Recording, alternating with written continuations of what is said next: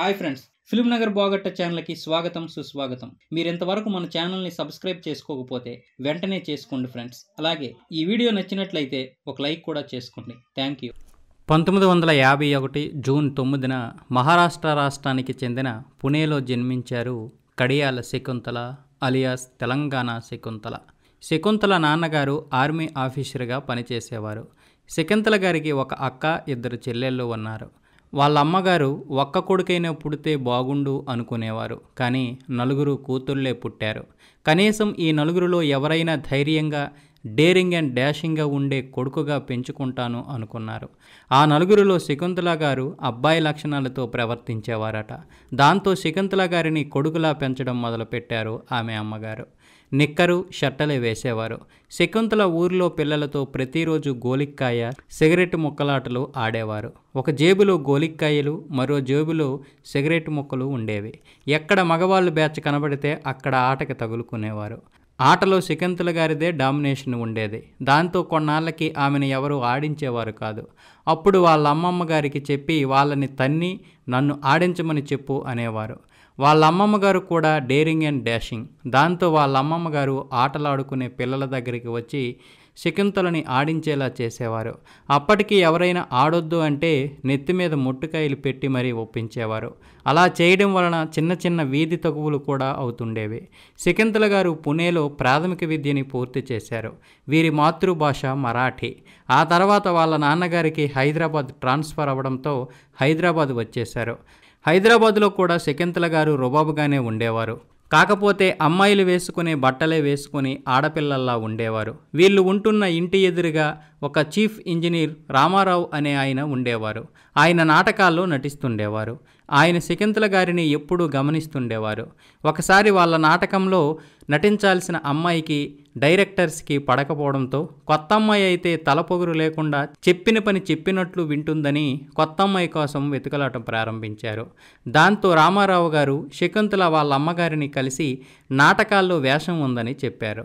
అప్పటి వరకు సినిమాలు తప్ప మరేమీ తెలియని శకుంతల కుటుంబ సభ్యులు నాటకం అనేసరికి ఆశ్చర్యపోయారు. అసలు నాటకం అంటే ఏమిటి, దాన్ని ఎలా వేస్తారు అనే విషయాన్ని తెలుసుకున్నారు. అయితే శకుంతల నాటకంలో ఏం చేస్తుంది, దానికి నటనే రాదు కదా, పైగా తెలుగు కూడా సరిగ్గా రాదు, అందువలన వేరే మంచి అమ్మాయిని చూసుకోండి అనేశారు. కానీ రామారావు గారు వదలలేదు. పాప గురించి మీరేమీ వర్రీ అవ్వద్దు, నటన భాష నేర్చుకుంటుంది, తనకి గాస్పింగ్ పవరు ఎక్కువ, ఏదైనా చెప్పగానే ఇట్టే పట్టేస్తుంది, తెలివైన పిల్ల అని చెప్పేసి వాళ్ళని ఒప్పించి వెళ్ళిపోయారు రామారావు గారు. ఆ నాటకం పేరు ఒంటరికాలి పరుగు.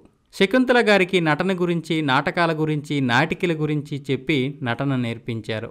ఆ నాటకం రవీంద్ర భారతిలో ప్రదర్శించడం వలన ముందుగానే రవీంద్ర భారతి తీసుకెళ్ళి అక్కడ స్టేజ్ చూపించి దాని గురించి 1 గంట సేపు వివరించారు.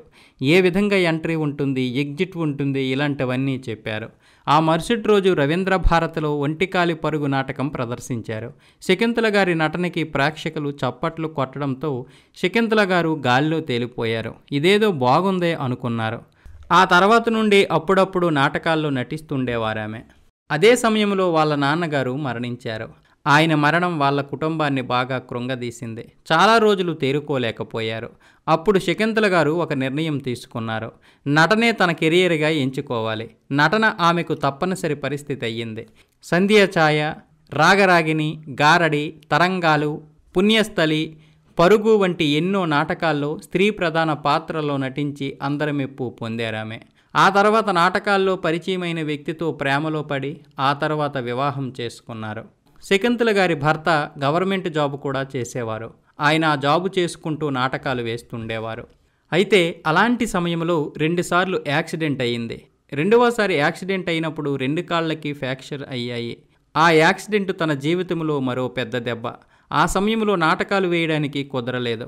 అలాంటి సమయంలో బెంగాల్ దర్శకుడు గౌతమ్ ఘోష్ గారు నాటకాల్లో బాగా నటించే వారికి అవకాశాలు ఇస్తూ మా భూమి అనే సినిమా తీశారు. గౌతమ్ ఘోష్ గారికి శకుంతల గారి గురించి సహనటులు చెప్పడంతో ఆమెను కలిసి మా భూమిలో మంచి పాత్ర ఇచ్చారు.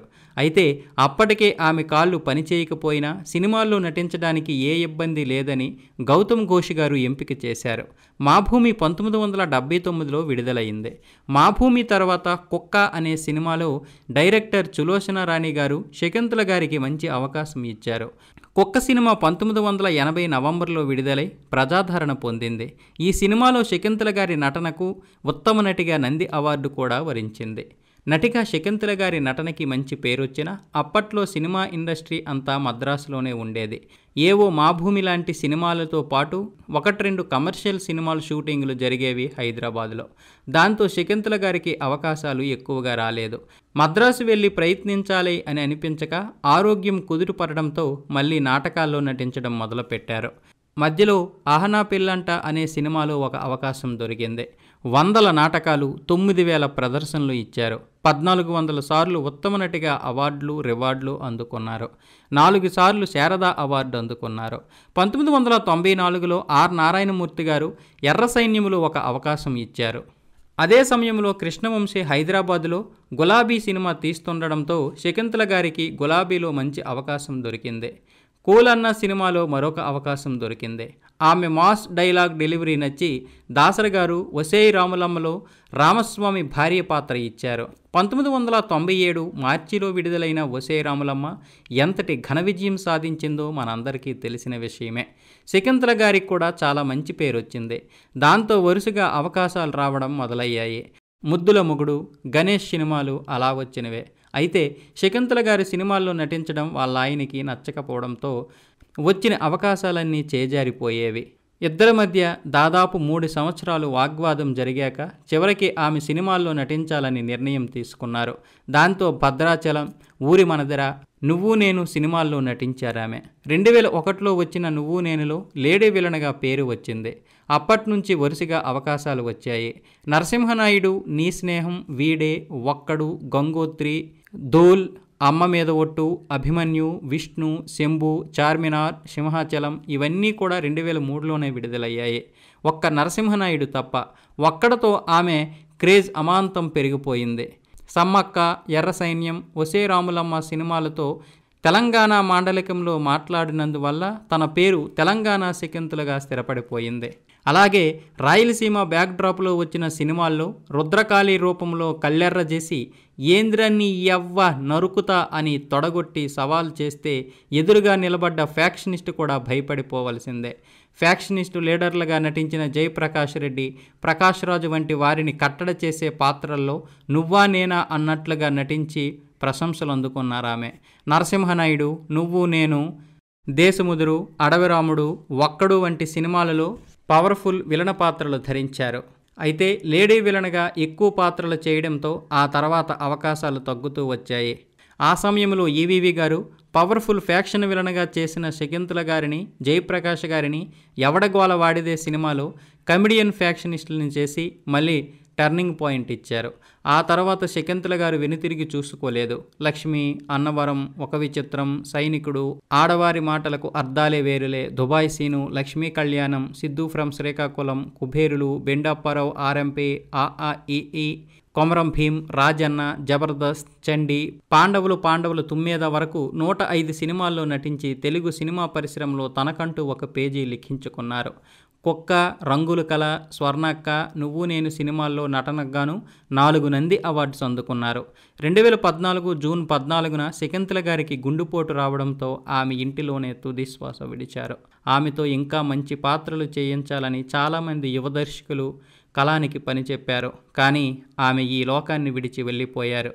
శకుంతల గారిని రీప్లేస్ చేయడానికి ఇప్పటి వరకు ఏ నటి కూడా రాలేదు. ఆ విధంగా ఆమె నటనని కనబరిచారు. శకుంతల గారికి ఒక పాప, బాబు, ఇద్దరికి పెళ్ళిళ్ళు అయిపోయాయి. శకుంతల గారి ఎక్కడున్నా ఆమె ఆత్మకు శాంతి కలగాలని మనము మన ఫిల్మ్ నగర్ బోగట్టా ఛానల్ తరపున కోరుకుందాం. ఈ వీడియో ఇన్ఫర్మేషన్ కోసం మాత్రమే చేయడం జరిగింది. ఇందులో ఎటువంటి పెడార్థాలు తీయకండి. ఈ వీడియో కనుక మీకు నచ్చితే లైక్ చేయండి, షేర్ చేయండి, కామెంట్ చేయండి. సబ్స్క్రైబ్ చేసుకోవడం మాత్రం మర్చిపోకండి. జై జవాన్, జై కిసాన్, జై భారత్, జై హింద్, వందే మాతరం.